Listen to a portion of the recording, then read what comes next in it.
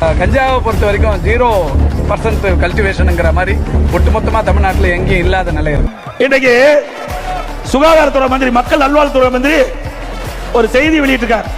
தமிழ்நாட்டில் கஞ்சா எதுவுமே இல்லையா, தமிழ்நாட்டில் கஞ்சா எதுவுமே இல்லையா.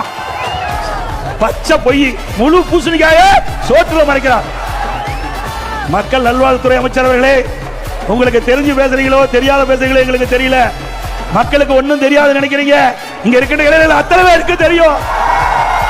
இன்னைக்கு விஞ்ஞான உலகம் நான் பேச பேச லைவ்ல போயிட்டு இருக்குது.